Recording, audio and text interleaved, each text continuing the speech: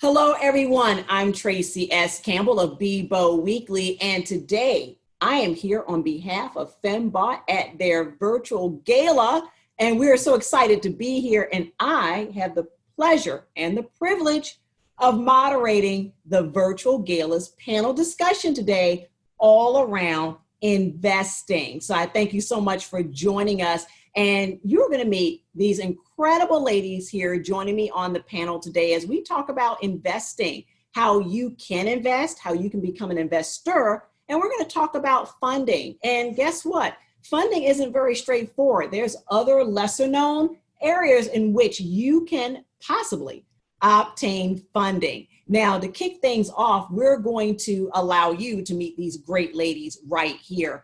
First, we have Maria Manigo. Maria Manigo, she is an angel and investor and strategic advisor, and she has a couple of organizations that you need to know about: Foundation LLC and Redemption, which is in the business of making, access to angel investors a little bit easier. Welcome, Maria. Thank you so much for being here. Thanks for having me. Well, wonderful, wonderful. Glad you're here. And you have a lot going on, Maria. So I am going to allow you 60 seconds to tell us a little bit more about who you are and what you do. Awesome. 60 seconds. So Foundation LLC is a holistic corporate culture consultancy. We help startups define a foundation of a culture that grows with them so that they are less likely to have those issues that land them in the news and have folks that really want to come to work every day. And then as a partner organization, we have Redemption, which is an all-in-one platform that brings together women angels and women founders so that we can close the gap with funding around women-led companies.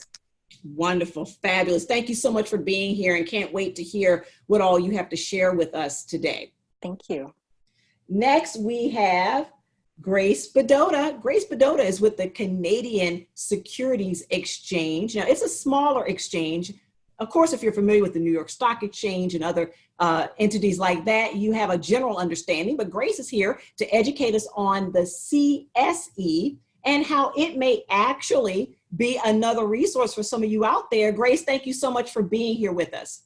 Thank you so much for having me. Well, pleasure to have you here. And I'm going to give you 60 seconds as well to tell us a little bit more about who you are and what you do. Yeah, so I am the marketing and events coordinator at the Canadian Securities Exchange, which is an alternative stock exchange to the TMX exchanges and the NEO exchange in Canada. And so what we started off as was we basically were a differentiating exchange that allowed different companies access to public capital other than other exchanges in Canada. Wonderful. Thank you so much. I can't wait to hear what you have to share with us today. Thank you for being here. Thank you. And we're going to go over to Miriam Davidovich. She is here, and she is representing the Rosham group of companies. I hope I've said that correctly, Miriam. And she's going to tell you a little bit about what they do, but they are in the business of sustainable organic agricultural development and more. So Miriam, thank you so much for being here. Thank you so much for moderating this panel. This is fantastic.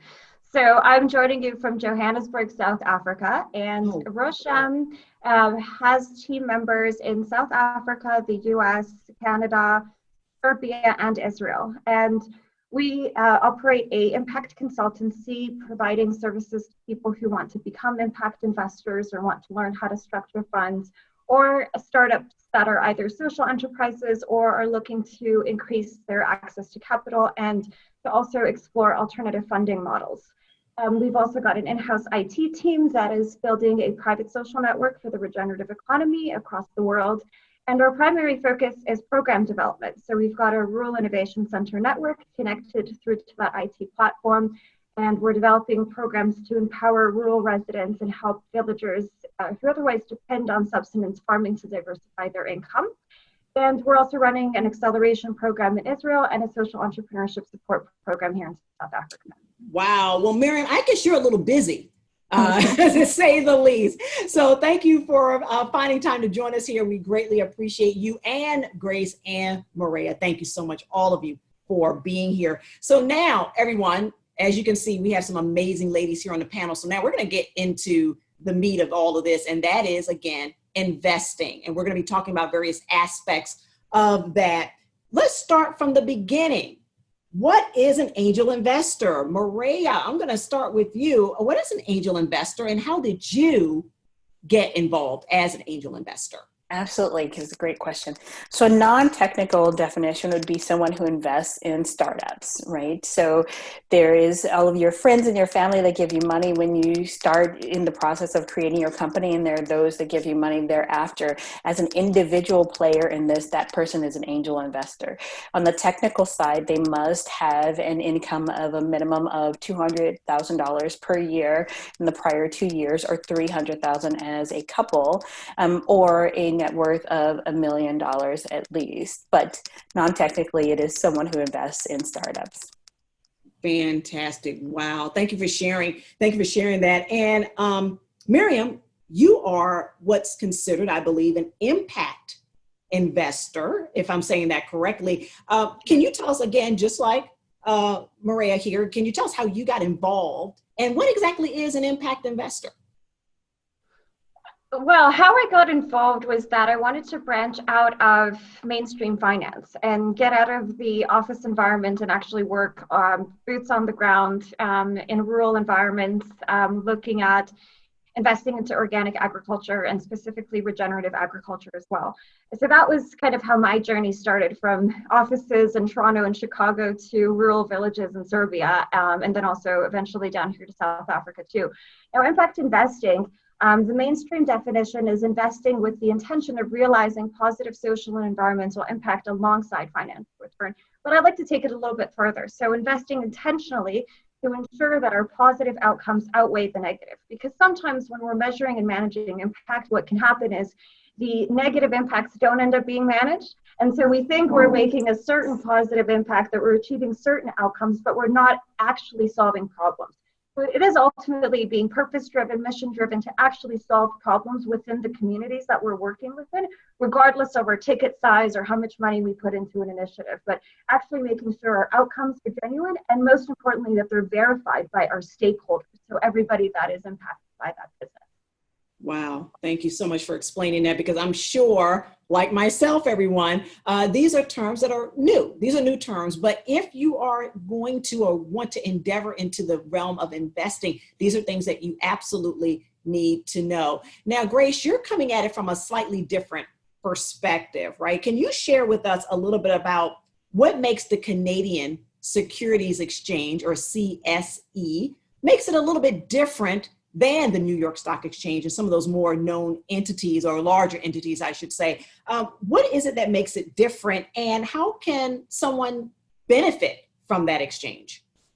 Yeah, so the Canadian Securities Exchange, I think, first and foremost, is a bit different than the bigger known names such as the Toronto Stock Exchange and the New York Stock Exchange, because we live by our slogan, which is "We are the exchange for entrepreneurs."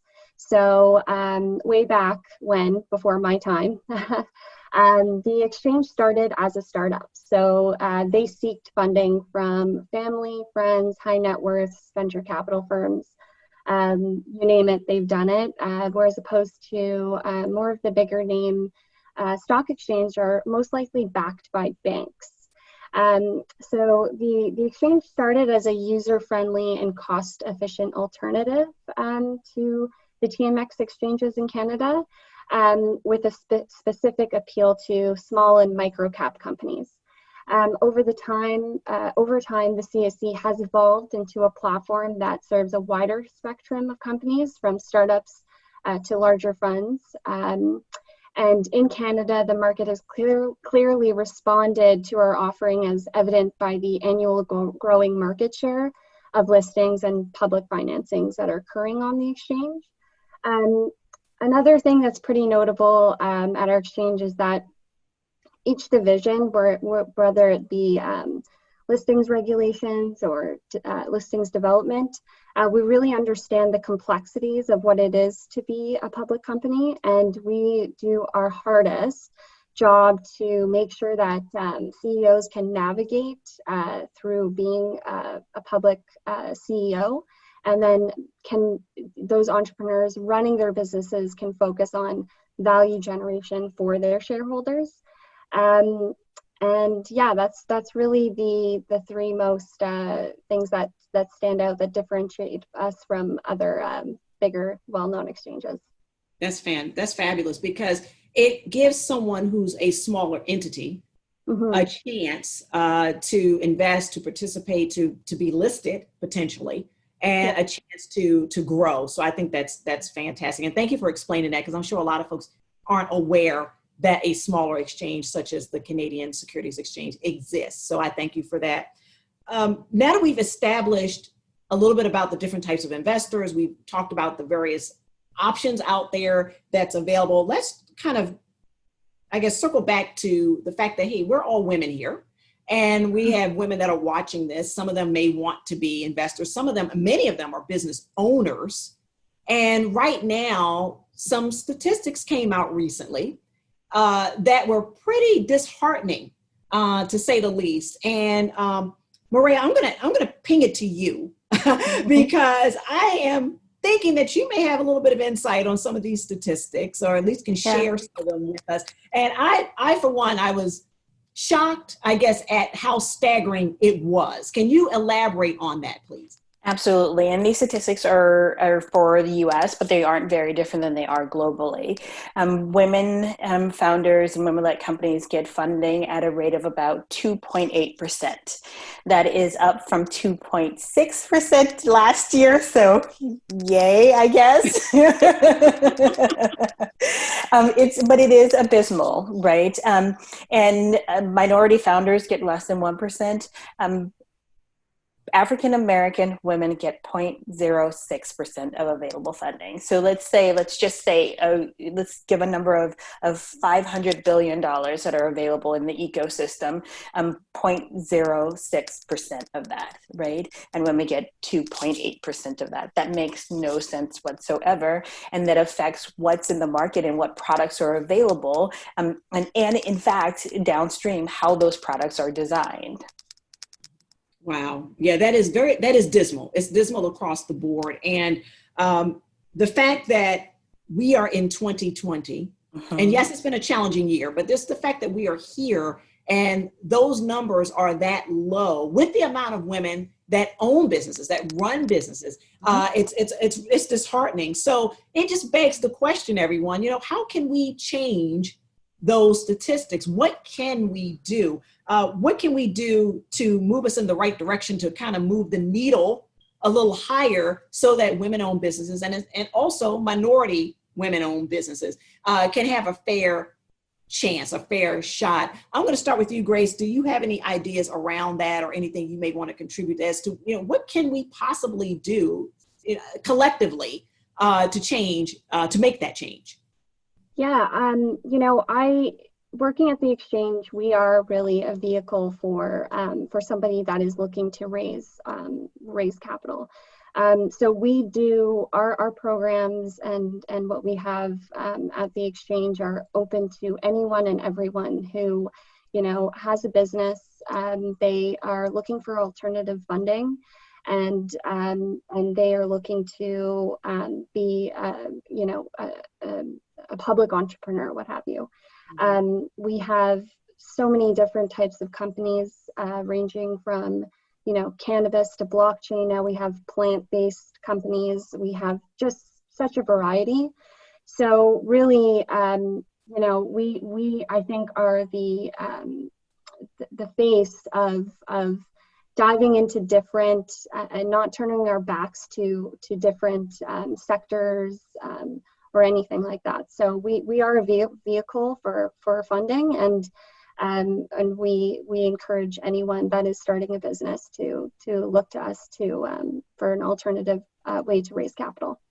That's fantastic. And it starts there. It starts there with the availability Yeah. of the help and the availability of the resources. So that's absolutely fantastic. Miriam, do you have any ideas or suggestions or comments even around these statistics when it comes to women-owned businesses and even more staggering minority women-owned businesses?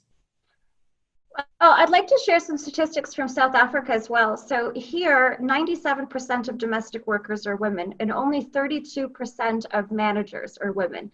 So that's quite shocking in that there's this bias in that, you know, women are not necessarily welcomed into managerial positions here, nor is advancement possible for them with the work that is available, which is usually administrative or clerkship based. And that's quite unfortunate, especially given that in this country, Europeans are the minority. So you have a large majority of the population that's dealing with these systemic barriers to progression, and a smaller percentage of the population that, you know, comes from outside of the continent that controls a lot of the businesses here.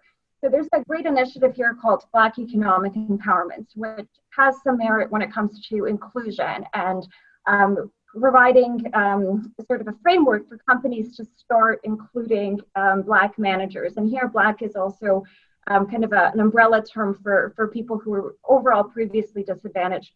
So some progress is happening, but what I believe is that it's really crucial, especially when dealing with programs or supports provided to minority women in North America and Europe, or looking at Black economic empowerment here, that the people who are seen as beneficiaries actually lead those programs, so that they're not labeled as being just beneficiaries of a program or of a support system or of an investment, but that they're actually involved in shaping how those programs take shape, how that investment will be relevant to their actual goals, their needs, that they can speak up and say, look, this is what we need. These are some of the challenges we've experienced. Can you support us to actually create our own solutions? Because most of the time, they're the ones who actually have the solutions, not the people coming in with the advice or the capital or the programming.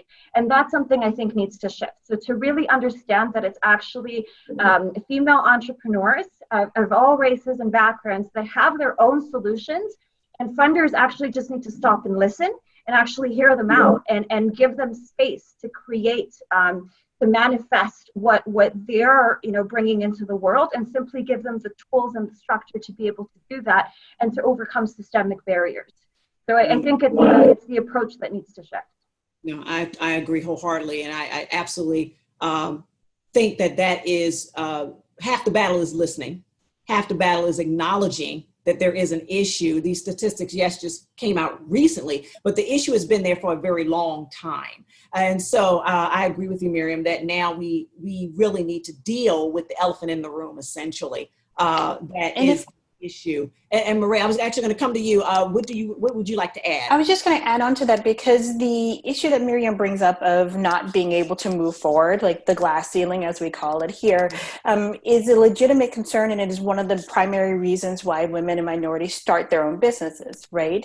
And as we think about women becoming entrepreneurs, they are the largest growing number of entrepreneurs today. I think it's like 45% of all entrepreneurs that are happening today are women. It's the fastest growing population, but they're not getting funded in the current system, right? And so as we talk about what systems should be available to them and alternatives, as we talk about the Canadian Stock Exchange and in the Securities Exchange, and one of the things we also have to discuss is individual investors, so angel investors or others, women getting into the arena of being angels, right? Now more than any other time in history, we have more women that are eligible to be angel investors, and taking that power and funding those companies that they actually want to see in the world is the critical piece of it. It may be scary, but that's we're at the point of maturity as a people where we have to now take the reins and participate in having the world be what we want it to be. And that means actively investing.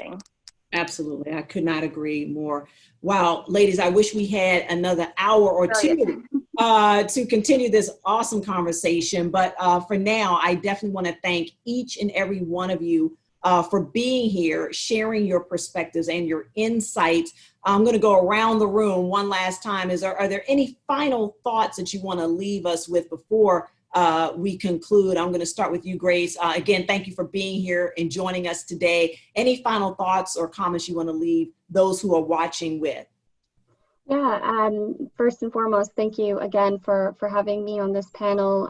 This is a lovely group of women to have the panel with. And yeah, on that note, you know, it is hard. It is hard for a lot of people to become even accredited investors. And really, it starts, you know, with investing when you're younger and building that. And you know, I'm a strong believer in helping at a really young age, or when you can, and helping people build that foundation so that they are able to you know, become accredited investors, angel investors, or what have you. Wonderful. Thank you so much. And I agree. The younger, the better to start and leave a legacy for those behind you. So thank you so much, Grace. Miriam, again, thank you for being here and sharing your wisdom and your insights. Anything that you want to leave everyone with before we conclude today? Thank you to everyone. This has been a very beautiful experience. I just want to add on to what Mireya said. So in terms of making direct investments into female-led businesses or minority-owned businesses, I think what's important to keep in mind is sometimes as investors, our returns don't have to be linear. So they don't have to be tied to a 3 to 5 year term. We don't have to look for a certain rate of return. There are many innovative financial instruments like revenue-based loans that can give entrepreneurs some leeway to only have to start paying back once they're actually making their revenue. There are great initiatives like women's giving circles, investor clubs. The Impact Finance Center in Denver, Colorado launched a really great initiative around giving circles, particularly for women, that offers even non-accredited investors the ability to participate in these giving circles and make smaller investments, even starting at $2,500 into women-owned businesses as well as local businesses. So it's really important to kind of diversify how we see investing. It doesn't always have to just be linear, and it doesn't always have to fit into one particular box. And there are so many new innovative financial instruments being developed by thought leaders such as Ani Patton-Power, who's an educator at Oxford University, for impact investing. And I'm really seeing a tremendous amount of female leadership come into the fore when it comes to these alternative investment structures. And you know, I think as women, we really need to band together and actually share our experience and create these new initiatives together and support one another as much as possible. So any initiative like femmebought that brings us together and creates these networks is what's going to change the future, with us actually connecting and collaboratively working together to solve our own problems ultimately, because we are the solution. Absolutely. Absolutely. I could not agree more, Miriam. Thank you so much. And definitely we want to make sure that we get more of that information out there for those who are delving or want to delve into becoming an investor. And then Mireya, thank you so much for being here. Any final thoughts or anything that you want to say before we wrap up? I would just like to say thank you for having me, and I am so impressed by these ladies and the work that they're doing. It always makes me excited to find more people doing this work in this space. I'm in complete agreement with what Miriam said, and playing on that, there are lots of places, and I always say to folks, anyone, when we're talking about this, you should consider every transaction as an investment, whether you only have enough to buy a product, right? Being intentional about what you buy and from whom you buy, to being able to invest as in a stock, or being able to invest as in a donation, or being able to do a direct investment. Like, all of these things are investments, and it's important to think about your dollars in this way because it guides you in how you make decisions. But there are certainly lots of different avenues, like Republic and all the ones that were mentioned here, and CEO and other organizations that allow any woman who wants to participate in the process to participate in some way and really shape what we see in the future. I dream of a world where there's an equal amount of women as founders, and the appetite for being a founder in young women is like one of their first thoughts. That's the world that I dream of. Absolutely. And I think we can get there. I think if we, again, to Miriam's point earlier, it's a collaborative thing, everyone. It's something that we all have to participate in and be an active voice in. And as you can see with these three ladies here, there are very accomplished women out there that want to help other women. So again, I thank you all for being here and lending your expertise and your insight. Everyone, I thank you for being a part and joining us here on FemmeBought's Virtual Gala's panel discussion. Again, I'm Tracy S. Campbell for BBO Weekly. Thank you so much. And let's get back to the gala.